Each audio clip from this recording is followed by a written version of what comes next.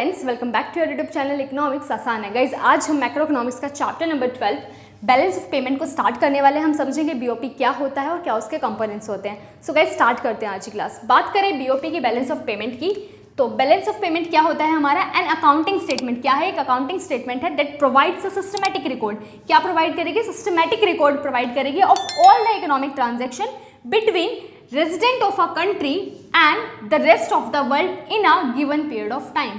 तो बीओपी क्या है?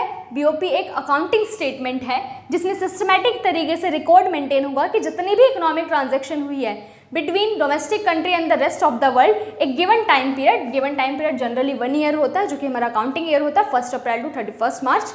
पूरा रिकॉर्ड सिस्टमैटिक तरीके से मेंटेन होगा। तो बीओपी की बात करें तो बीओपी अकाउंट मेंटेन कौन करता है? गवर्नमेंट मेंटेन करती है। एक तरीके की समरी होती है कि जितनी भी ट्रांजैक्शन हुई है between domestic country and the rest of the world वो सारी ट्रांजैक्शन रिकॉर्ड होती है।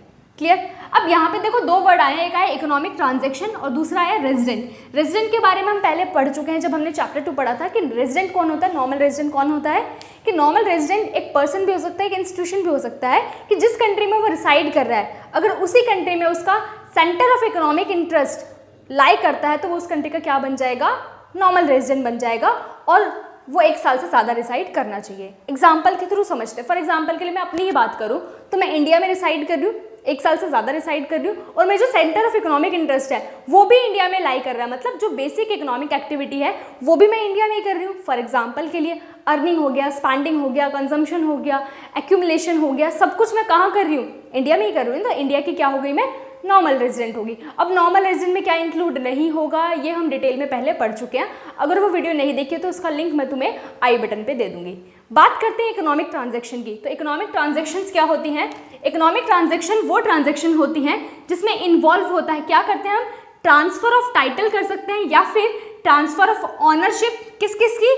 गुड्स की, सर्विसेज की, मनी की या एसेट्स की।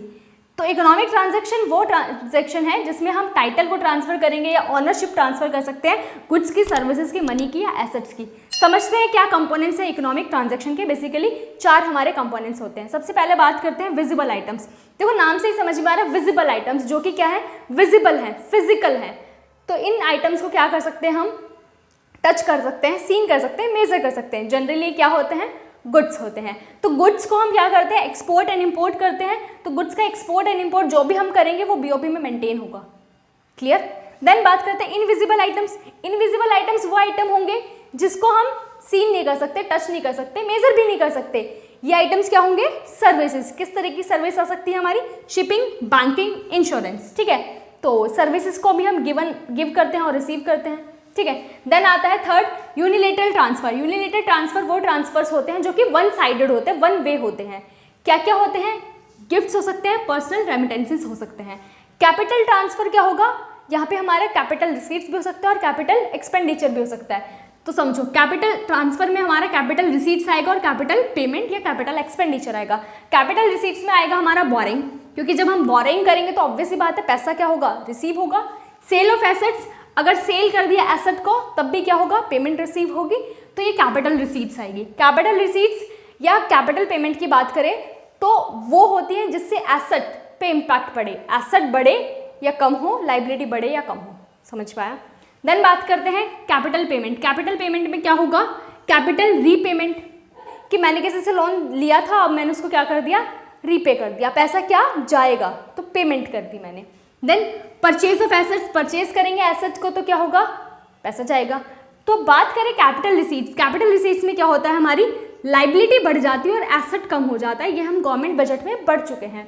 देन बात करें कैपिटल पेमेंट में क्या होता है? हमारी लाइबिलिटी कम हो जाती है और एसेट बढ़ जाता है। ठीक है, देखो बोरिंग ली तो लाइबिलिटी बढ़ी, सेल करा एसेट का तो एसेट कम हुआ, बट रिसीट्स क्यों है? क्योंकि यहाँ पे पैसा हम रिसीव करेंगे। देन बात करें कैपिटल रीपेमेंट करी, बोरिंग्स मैंने रीपे कर दी तो क्या होगा? लाइबिलिटी कम। परचेज करा एसेट तो एसेट बढ़ जाएगा। बट यहाँ पे हम कैपिटल पेमेंट क्यों बोल रहे हैं? क्योंकि यहाँ पे पैसा हम पे कर रहे हैं। समझ में आया? गाइस आज के लिए इतना ही। होप बहुत अच्छे से क्लियर हो गया होगा कि बीओपी क्या होता है, नॉर्मल रेजिडेंट क्या होता है, इकोनॉमिक ट्रांजैक्शन क्या होती है। Thank you.